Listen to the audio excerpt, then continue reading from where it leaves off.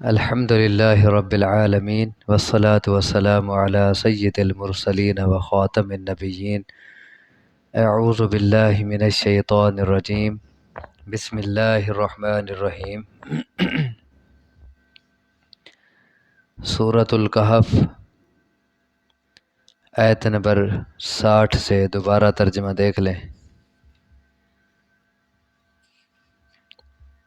وَإِذْ قَالَ مُوسَىٰ، اور جب کہا موسیٰ علیہ السلام نے، لِفَتَاهُ، اپنے خادم سے، لا ابرح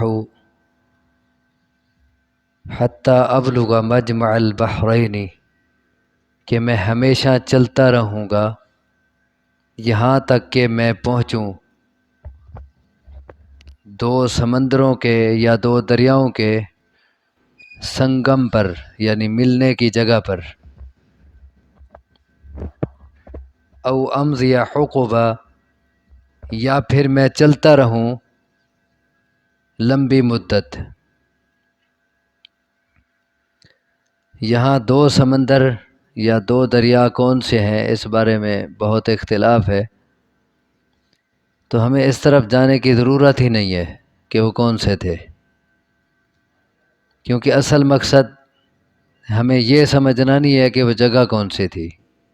اصل مقصد ہے کہ یہ قصہ، یہ واقعہ سمجھنا، اس سے درس اور عبرت لینا، سبق لینا. فلما بلغا مجمع بینہما، بس جب وہ دونوں پہنچے، موسیٰ علیہ السلام اور ان کا خادم یوشع بن نون، جب دونوں پہنچے ان دو سمندروں کے ملنے کی جگہ پہ، ناسیا حوتہما، تو وہ دونوں اپنی مچھلی بھول گئے.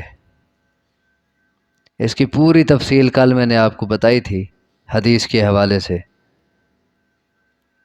تو آپ کو یاد ہوگا کہ مچھلی کون بھولا تھا، موسیٰ علیہ السلام یا ان کا خادم یوشع؟ یوشع بھول گیا تھا، کیونکہ اس وقت دونوں لیٹے اور پھر موسیٰ علیہ السلام کو نیند تھی، اور مچھلی جب حرکت کر کے سمندر کے اندر گئی تو اس وقت یوشع دیکھ رہا تھا. تو اس نے کہا ابھی جب اٹھیں گے موسیٰ علیہ السلام میں ان کو بتا دوں گا. لیکن جو ہی اٹھے اگلے سفر کی تیاری شروع ہو گئی اور پھر وہ بات بتانا بھول گئے. تو بھولے تو یوشع تھے، لیکن یہاں اللہ نے کہا دونوں بھول گئے. اس کی کیا وجہ ہے؟ دیکھیں، دونوں اس معنی میں بھولے ہیں کہ یوشع بتانا بھول گئے اور موسیٰ علیہ السلام پوچھنا بھول گئے، تو دونوں بھولے ہیں. تو اسی لیے دونوں کی طرف نسیان کی نسبت درست ہے. اچھا، اس میں یہ بھی سمجھیں کہ مچھلی زندہ ہو کے سمندر میں چلی گئی، مردہ تھی مچھلی، کیونکہ مچھلی پانی کے بغیر زندہ نہیں رہ سکتی. اور پھر اگر کافی عرصہ مچھلی کو رکھنا ہو، بند مچھلی ہے تو وہ خراب ہو جاتی ہے، اس میں بدبو ہو جاتی ہے. پھر اس سے یہ بھی لگتا ہے کہ انہوں نے اسے نمک لگا کے اسے خشک کر لیا تھا. تو اب مچھلی مردہ ہے، خشک ہو چکی ہے. اب اس مچھلی کا زندہ ہو کے سمندر میں چلے جانا، یہ موسیٰ علیہ السلام کا معجزہ ہے، اور یہ اللہ کے آگے کوئی مشکل نہیں ہے. معجزہ یا کرامت یہ اللہ کے ہاتھ میں ہوتی ہے. معجزہ اور کرامت دونوں چیزیں ایک ہی ہوتی ہیں، یعنی خلاف معمول ایک کام ہو جانا. اگر وہی کام کسی پیغمبر کے ذریعے ہو تو اسے معجزہ کہتے ہیں، اور کسی نیک انسان کے ذریعے ہو تو اسے کرامت کہہ دیتے ہیں. اور یہ معجزہ ہو یا کرامت ہو، یہ نبیوں اور ولیوں کے اپنے ہاتھ میں نہیں ہوتی، یہ محض اللہ کی قدرت سے ہوتی ہے. جب وہ دونوں سمندروں کے ملنے کی جگہ پہ پہنچے تو اپنی مچھلی بھول گئے. فاتخذ سبیلہ فی البحر سربا، پس بنا لیا اس مچھلی نے سبیلہ اپنا سبیل اپنا راستہ، فی البحری سمندر میں، سربا سرنگ کی طرح۔ پانی میں کوئی چیز ڈالیں تو وہاں کوئی سوراخ نہیں ہو جاتا، وہ پانی پھر مل جاتا ہے، جتنا بڑی آپ چیز ڈالیں پانی پھر مل جاتا ہے۔ لیکن جب مچھلی اندر گئی وہ پانی ملا نہیں، وہ جہاں جہاں جیسے جیسے مڑتی گئی جیسے وہ سوراخ ہوتا گیا، سرنگ بن گئی۔ اور یہ کام بھی اللہ کے آگے کوئی مشکل نہیں، وہ قدرتوں کا مالک ہے، وہ یفعل فعال لما یرید، وہ جو چاہے کر سکتا ہے۔ کیا موسیٰ علیہ السلام کے لیے اس نے پانی کو جما نہیں دیا تھا؟ پانی بڑے بڑے پہاڑوں کی طرح ایک طرف کھڑا ہو گیا، برف کے بلاک جیسے بن جائے، اور اندر راستے بن گئے سمندر کے اندر، اور موسیٰ علیہ السلام گزر گئے۔ تو جو اللہ موسیٰ علیہ السلام کے لیے پانی کے پہاڑ کھڑے کر سکتا ہے، راستے بنا سکتا ہے، تو وہ مچھلی کے اس طرح اندر جانے سے سرنگ بھی بنا سکتا ہے اور سوراخ بنا سکتا ہے، اس کے آگے کوئی مشکل نہیں ہے۔ بس اس نے بنا لیا اپنا راستہ سمندر میں سرنگ کی طرح۔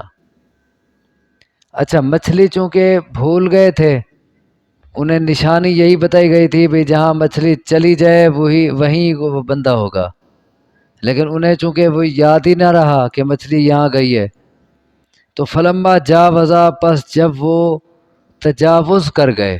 تجاوز کیا ہوتا ہے؟ آگے بڑھ جانا، یعنی اس جو ان کے لیے جگہ مقرر تھی، جب اس سے آگے بڑھ گئے، آگے چلے گئے، قال لفتاہ، تو کہا موسیٰ علیہ السلام نے اپنے خادم سے، آتینا غداءنا، لا ہمارے پاس ہمارا ناشتہ۔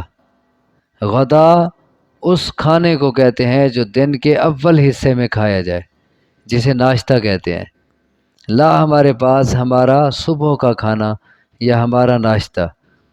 لقد لقینا من سفرنا ھذا نصبا، البتہ تحقیق ہم نے پائی ہے اپنے اس سفر سے تھکاوٹ۔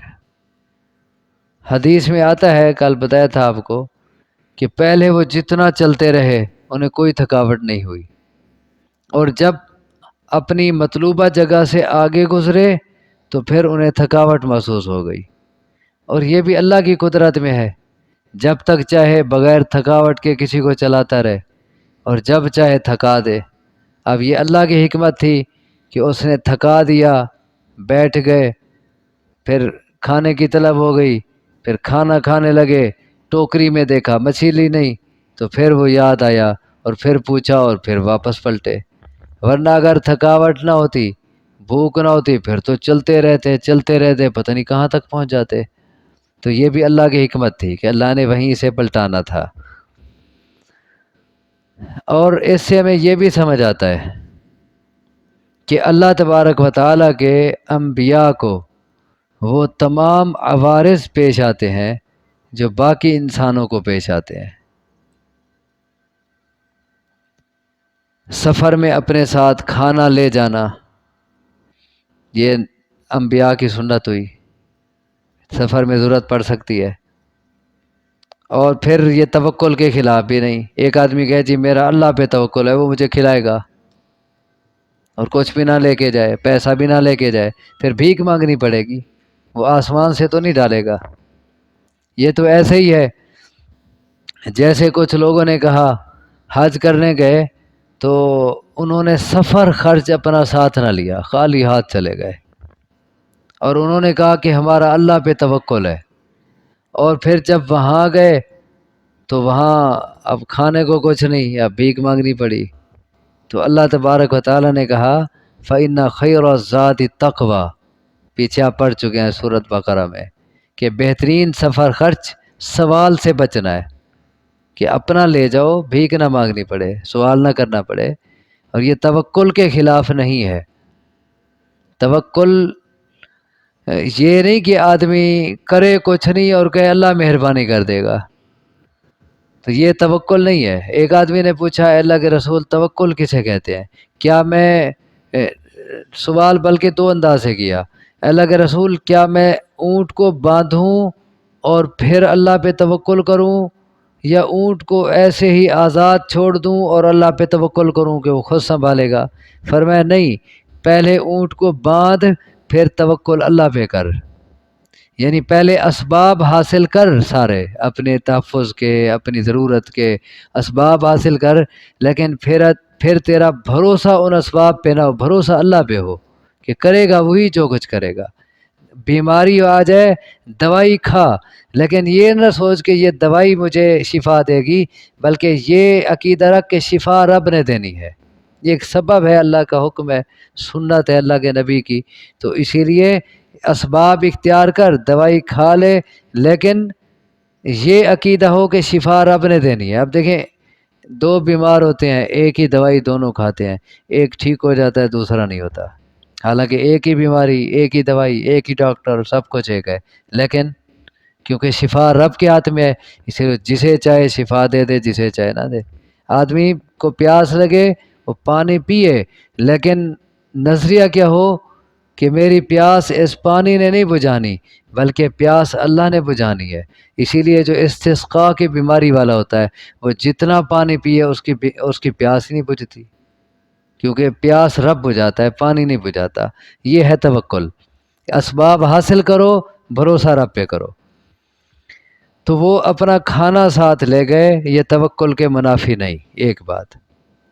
دوسرا، اللہ تبارک و تعالیٰ کے انبیاء کو بھوک، پیاس، بھول چوک، یہ سب عوارض ان کے ساتھ تھے، تھکاوٹ، یہ جیسے عام انسانوں کے ساتھ ہوتے ہیں۔ کبھی جبرائیل تھکتا ہے؟ وہ بھولتا ہے؟ اسے بھوک پیاس لگتی ہے؟ نہیں۔ لیکن حضرت موسیٰ علیہ السلام، ان کو بھوک پیاس بھی لگتی تھی، کہا کھانا لاؤ، ساتھ لے گئے۔ تھکاوٹ بھی ہوتی تھی، کہا ہمیں تھکاوٹ ہو گئی ہے۔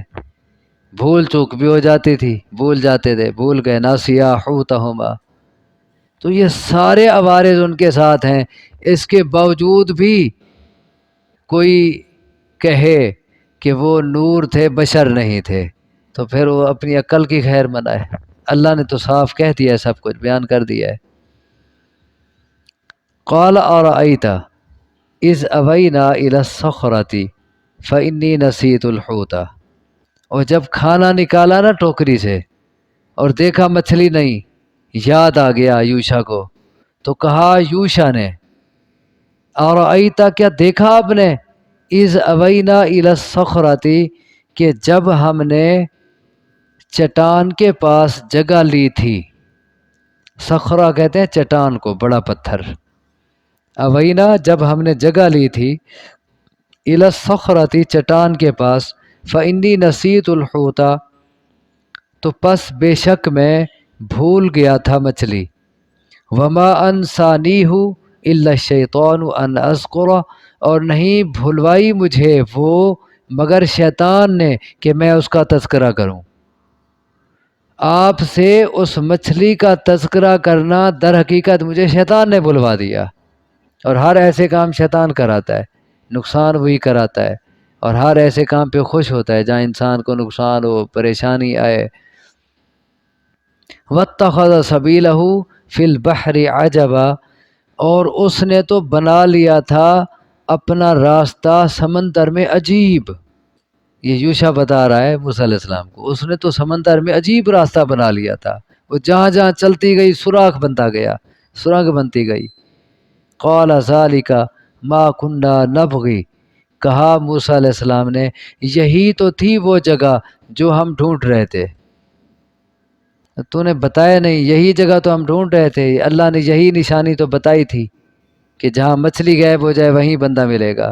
فارتدا، پس وہ دونوں پلٹے، علی آثارہما قصصا، اپنے قدموں کے نشانات کے پیچھے لگتے ہوئے، یعنی دوبارہ کافی آگے چلے گئے تھے تو دوبارہ وہیں کیسے پہنچے؟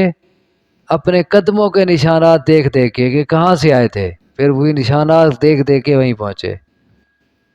قال کہا یہی تو ہے وہ جگہ جسے ہم ڈھونڈ رہے تھے، پس دونوں پلٹے اپنے قدموں کے نشانات کے پیچھے چلتے ہوئے۔ فوجد عبدا من عبادنا،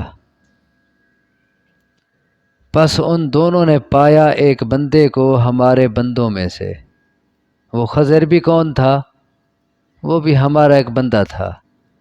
وہ کوئی بادشاہ یا خدائی اختیارات نہیں رکھنے والا تھا کہ لوگ کہیں جی یہ دریاؤں پہ اور سمندروں پہ اسی کی حکومت ہے، اسی کی حکومت چل رہی ہے، حکمرانی چل رہی ہے۔ پایا انہوں نے ایک بندے کو ہمارے بندوں میں سے۔ آتیناہ رحمتا من عندنا، ہم نے اسے دی تھی رحمت اپنے پاس سے۔ یہاں رحمت سے مراد نبوت ہے۔ قرآن میں ایک اور جگہ نبوت کو رحمت کہا گیا ہے، اسی لیے نبوت اللہ کی رحمت ہوتی ہے جس کو عطا ہو جائے۔ اس سے بڑی رحمت اور کیا ہو سکتی ہے کہ اللہ کسی کو اپنا نبی بنا دے۔ تو یہاں رحمت سے مراد نبوت ہے راجح قول کے مطابق، اور ہم نے دی اسے رحمت اپنے پاس سے۔ وعلمناہ من لدنا علما، اور ہم نے سکھایا اسے اپنی طرف سے علم، یعنی جو کچھ اس کے پاس علم تھا وہ اس کا اپنا ذاتی علم نہیں تھا، بلکہ اسے ہم نے سکھایا تھا، ہم نے اسے تعلیم دی تھی۔ آگے پھر جب ملتے ہیں ان کی جو گفتگو چلتی ہے وہ پھر طویل گفتگو جا رہی ہے کہ کیا ان کی شرائط طے ہوئیں اور کیا کیا راستے میں ہوا۔ ویسے حدیث میں آپ کو بتایا تھا، یہاں بھی آگے بیان ہوگا۔ یہاں سے ہمیں ایک اور مسئلہ بھی سمجھ آ رہا ہے اس واقعے سے، کیونکہ قرآن مقدس میں جو بھی واقعات بیان ہوتے ہیں وہ ہمارے سبق کے لیے ہوتے ہیں، اس سے ہمیں عقائد کی اصلاح ہوتی ہے، ہماری عمل کی اصلاح ہوتی ہے، اور اس میں اسباق ہوتے ہیں۔ تو اس واقعے سے ہمیں یہ بھی سمجھ آ رہا ہے کہ عالم الغیب صرف ایک اللہ ہے، اللہ کے سوا اللہ کے انبیاء بھی غیب نہیں جانتے ہوتے، اور جب اللہ کے انبیاء کو غیب کا پتہ نہیں ہوتا تو اللہ کے انبیاء کی شان تو اولیاء سے زیادہ ہوتی ہے، اولیاء سے زیادہ نبیوں کی شان ہوتی ہے، وہ اللہ کے سب سے زیادہ برگزیدہ ہوتے ہیں، اللہ کے چنے ہوئے لوگ ہوتے ہیں اللہ کے انبیاء۔ اسی لیے جب اللہ کے نبی علم غیب نہیں جانتے تو پھر اور کوئی بھی نہیں جانتا، پھر کوئی ولی بھی نہیں جانتا، پھر عبد القادر جیلانی بھی نہیں جانتا۔ کیسے پتہ چلتا ہے اس واقعے سے کہ حضرت موسیٰ علیہ السلام اور خضر علیہ السلام وہ علم غیب نہیں جانتے تھے؟ کیسے پتہ چل رہا ہے؟ دیکھیں، پہلی بات تو یہ ہے کہ موسیٰ علیہ السلام نے کہا کہ میں سب سے بڑا عالم ہوں، تو اللہ اس پہ ناراض ہو گیا۔ اللہ نے کہا تو اس سے بڑا عالم موجود ہے، تو موسیٰ علیہ السلام کو پتہ نہیں تھا نا، تو علم غیب کی نفی ہو گئی۔ اگر وہ عالم الغیب ہوتے تو انہیں یہ بھی پتہ ہوتا کہ خضر ان سے بڑا عالم ہے، تو پھر وہ یہ کہتے کہ میں سب سے بڑا عالم ہوں، پھر کبھی نہ کہتے۔ تو معلوم ہوا کہ وہ علم غیب نہیں جانتے تھے۔ پھر موسیٰ علیہ السلام کا اللہ سے پوچھنا کہ وہ کہاں ملے گا، عالم الغیب کو تو پوچھنے کی ضرورت نہیں ہوتی، وہ کہاں ملے گا، اللہ نے جگہ بتائی، اور پھر نشانی دی بھئی مچھلی لے جاؤ جہاں یہ غیب ہو وہیں رکنا، وہیں ملے گا۔ تو نشانی لے جانے کی ضرورت کسے ہوتی ہے؟ جو عالم الغیب ہوتا ہے، عالم الغیب کو تو نہیں ہوتی نشانی کی ضرورت۔ اچھا، پھر مچھلی بھول گئے، اور پھر آگے جا کے جب اس نے بتایا تو پتہ چلا وہ مچھلی پیچھے رہ گئی ہے، پہلے کوئی پتہ نہیں تھا۔ وہاں سے اٹھے ہیں، آگے چلتے گئے۔ اگر عالم الغیب ہوتے انہیں تو نیند میں ہی پتہ ہوتا سارا، وہ یہی مچھلی غائب ہوئی اور یہی جگہ ہے، لیکن بھول کے آگے چلے گئے۔ اسی طرح جب واپس آئے تو اپنے قدموں کے نشانات دیکھتے ہیں، راستہ بھی بھول گئے۔ طویل سفر کیا ہوگا، کوئی باقاعدہ راستے کے نشانات بھی نہیں ہوں گے، جیسے گلیاں ہوتی ہیں، یوں مڑے تھے اور یوں آئے تھے۔ کوئی صحرا ہوگا، کوئی ایسا میدان ہوگا، تو قدموں کے نشانات دیکھتے گئے، تو قدموں کے نشانات دیکھ دیکھ کے اپنی منزل پہ پہنچنا۔ عالم الغیب ایسا ہوتا ہے؟ عالم الغیب تو ایسا نہیں کر سکتا، اسے تو ویسے ہی سب کچھ پتہ ہوتا ہے۔ تو یہ موسیٰ علیہ السلام جو اللہ کے نبی ہیں، برگزیدہ نبی ہیں، اولو العزم انبیاء میں سے ہیں، وہ عالم الغیب نہیں، یہ واقعہ صاف بتا رہا ہے۔ خضر علیہ السلام بھی اللہ کے نبی ہیں، وہ بھی عالم الغیب نہیں، وہ بھی ہمیں اسی واقعے سے سمجھ آ رہا ہے۔ کیسے بھلا؟ جب وہ سوئے ہوئے تھے، موسیٰ علیہ السلام جب گئے، انہوں نے سلام کہا، تو انہوں نے کہا اس علاقے میں سلام کہاں سے آ گیا؟ حیران ہو کے کہنے لگے۔ اور پھر جب انہوں نے بتایا کہ میں موسیٰ ہوں، تو انہوں نے پوچھا کون سا موسیٰ؟ بنی اسرائیل والا؟ یعنی خود کو پتہ نہیں تھا، پوچھ رہے ہیں۔ انہوں نے کہا ہاں، بنی اسرائیل والا موسیٰ۔ اچھا، پھر انہوں نے صاف کہا، صریح لفظوں میں انہوں نے کہا جو تجھے پتہ ہے مجھے پتہ نہیں ہے، اور جو مجھے پتہ ہے تجھے پتہ نہیں ہے۔ صاف لفظوں میں، صحیح بخاری کی روایت کل پڑھی تھی ہم نے۔ اور پھر انہوں نے کہا کہ میرا اور تیرا علم مل کے اللہ کے علم کے مقابلے میں اتنا بھی نہیں جتنا سمندر کے مقابلے میں ایک چڑیا کی چونچ میں پانی آتا ہے۔ تو عالم الغیب تو وہ ہے جو سمندروں جتنا علم ہے جس کا، ان کے علم کے مقابلے میں، اور ان کا علم تو اتنا ہے، تو وہ عالم الغیب ہوئے پھر؟ نہیں۔ تو یہ واقعے ہمیں صاف بتا رہے ہیں کہ قُل لَا يَعْلَمُ مَنْ فِي السَّمَاوَاتِ وَالْأَرْضِ الْغَيْبَ إِلَّا اللَّهُ، کہ آپ فرما دیں کہ آسمان و زمین کی کوئی مخلوق غیب نہیں جانتی، غیب کا علم صرف اللہ جانتا ہے۔ اللہ تبارک و تعالیٰ سے دعا ہے مجھے آپ کو سمجھنے کی، عمل کی توفیق عطا فرمائے۔ اقول قولی ھذا واستغفر اللہ لی ولکم، وآخر دعوانا ان الحمد للہ رب العالمین۔